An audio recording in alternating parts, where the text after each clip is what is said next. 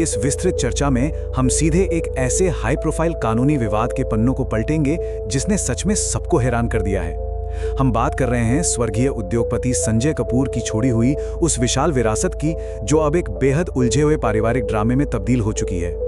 ये सिर्फ ईंट पत्थर या बैंक बैलेंस का मामला नहीं है, बल्कि वसीयत के दावों, टूटे हुए रिश्तों और एक ऐसी बेहिसाब संपत्ति की कहानी है जिस पर यकीन करना मुश्किल है। दाव आखिर कितने ऊंचे हैं, इस एक आंकड़े पर गौर करते हैं। पूरे 30,000 करोड़ रुपए। जी हां, 30,000 करोड़ ये उस विरासत का कुल अनुमानित मूल्य है जिसके लिए इस वक्त एक बेहद कड़वी कानूनी जंग लड़ी जा रही है। इतनी बड़ी संपत्ति जब दांव पर लगी हो तो जाहिर सी बात है कि कागज का हर एक टुकड़ा, हर एक कानूनी दावा और अदालत में कही गई हर एक बात बहुत बड़ी मायने रखने लगती है। तो चलिए सबसे पहले बात करते हैं भाग 1 की, पोलो की एक अचानक त्रासदी और इस पूरे विवाद की शुरुआत। इस पूरी कहानी का जो टर्निंग पॉइंट है वो शुरू होता है 12 जून से। 53 वर्षीय संजय कपूर का लंदन में पोलो खेलते वक्त अचानक निधन हो गया।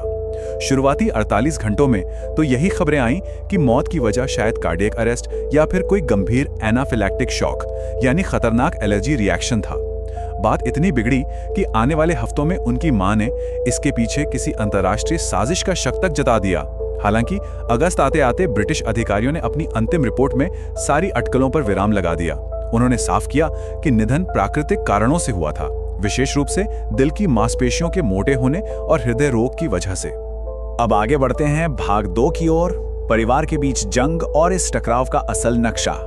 संजय कपूर के जाने के बाद परिवार बिल्कुल 2 अलग-अलग और स्पष्ट गुटों में बंट गया। एक तरफ है उनकी तीसरी पत्नी प्रिया सचदेव कपूर और उनके ठीक सामने दूसरे गुट में है संजय कपूर की दूसरी शादी से हुए बच्चे कियान और समायरा, जिनकी मां अभिनेत्री करिश्मा कपूर है। दिलचस्प बात यह है कि बच्चों के साथ स्वर्गीय संजय कपूर की मां रानी कपूर और उनकी बहन मंदिरा कपूर भी मजबूती से इसी पक्ष में खड़ी हैं। तो जो पारिवारिक रिश्ते कभी एक हुआ करते थे वो अब आमने सामने की तीखी कानूनी लड़ाई में बदल चुके हैं। और ये लड़ाई कितनी कड़वी हो चुकी है इसका अंदाजा सिर्फ एक बयान से लगाया जा सकता है। पिछले साल नवंबर की एक सुनवाई के दौरान बच्चों के लिए बहुत ही तीखे शब्दों का इस्तेमाल किया गया। उन्हें एक अमीर ओलिवर ट्विस्ट कहा गया जो हमेशा और अधिक चाहता है। देखा जाए तो यह सिर्फ वकीलों की बहस नहीं रह गई है, ये एक बेहद व्यक्तिगत, जज्बाती और कटु संघर्ष बन चुका है जहां इस विशाल साम्राज्य पर नियंत्रण ही एकमात्र लक्ष्य नजर आता है। चलिए अब रुख करते हैं भाग 3 का, फर्जी वसीयत और गायब संपत्तियों के मुख्य आरोप। इस पूरे विवाद के ठीक बीचों बीच एक बहुत ही संगीन आरोप है। कियान और समायरा का सीधा दावा है कि प्रिया कपूर ने अदालत में अंतिम वसीयत के नाम पर जो दस्तावेज पेश किया है वो दरअसल एक जाली दस्तावेज है, मतलब एक सोची समझी जालसाजी। अब सोचने वाली बात है कि अगर अदालत में यह साबित हो जाता है कि वसीयत वाकई फर्जी है तो संपत्ति के बंटवारे का पूरा खेल ही पलट जाएगा। बात सिर्फ वसीयत तक नहीं रुकती। एक और बड़ा दावा यह है कि संपत्ति की जो इन्वेंट्री यानी सूची अदालत में दी गई है उसमें से कई बेहद कीमती चीजें पूरी तरह गायब हैं। और हम यहाँ किसी छोटी मोटी चीज की बात नहीं कर रहे हैं। इन गायब संपत्तियों की लिस्ट में बेहद महंगे पोलो घोड़े, शानदार रोलेक्स घड़ियां, कपूर परिवार की कई अचल संपत्तियां और करोड़ों रुपए की कीमत वाली विंटेज पेंटिंग शामिल बताई जा रही हैं।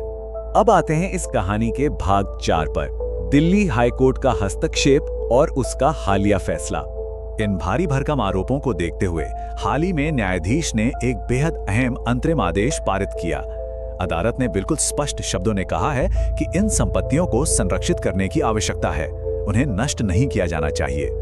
इसका सीधा सा अर्थ यह है कि जब तक इस बात का फैसला नहीं हो जाता कि वसीयत असली है या नकली, तब तक इस विशाल संपत्ति के एक भी हिस्से को बेचा या किसी और के नाम नहीं किया जा सकता। इस संरक्षण को जमीन पर लागू करने के लिए अदालत ने 2 बहुत ही ठोस और तुरंत कदम उठाए। पहला कदम, प्रिया कपूर पर एक अंतरिम रोक लगा दी गई कि वो कोई भी संपत्ति नहीं बेच सकती। और दूसरा, संजय कपूर के जितने भी बैंक खाते हैं उनके लेन देन पर भी तत्काल रोक लगा दी गई। कानूनी भाषा में कहें तो अदालत ने यथास्थिति यानी स्टेटस को लागू कर दिया है ताकि अंतिम फैसले से पहले कोई भी संपत्ति कैश में तब्दील ना की जा सके। अदालत को यह सख्त कदम क्यों उठाना पड़ा? क्योंकि बच्चों ने पहली नजर में, जिसे हम प्राइमा फेसी कहते हैं, एक मजबूत केस अदालत के सामने रखा। अदालत का भी यही मानना था कि अगर आज संपत्ति बेचने की छूट दे दी गई और कल को जांच में वो वसीयत सच में फर्जी निकल गई तो ये असली हकदारों के साथ एक बहुत बड़ा अन्याय होगा। इसी अन्याय को रोकने के लिए ये रक्षात्मक रुख अपनाया गया है। तो अब स्थिति ये है कि अदालत ने वसीयत के असली होने या न होने का शक दूर करने की पूरी जिम्मेदारी प्रिया कपूर के कंधों पर डाल दी है। 30,000 करोड़ रुपए की इस महाजंग में एक वसीयत को 100% असली साबित करना कोई आसान काम नहीं होगा। तो सबसे बड़ा सवाल यही उठता है कि क्या यह परिवार अदालत के बाहर कोई रास्ता निकाल पाएगा या फिर यह केस आने वाले कई सालों तक भारतीय कानूनी इतिहास की सबसे बड़ी और कड़वी मिसालों में से एक बनकर रह जाएगा। आगे क्या होगा, ये देखना वाकई दिलचस्प होगा।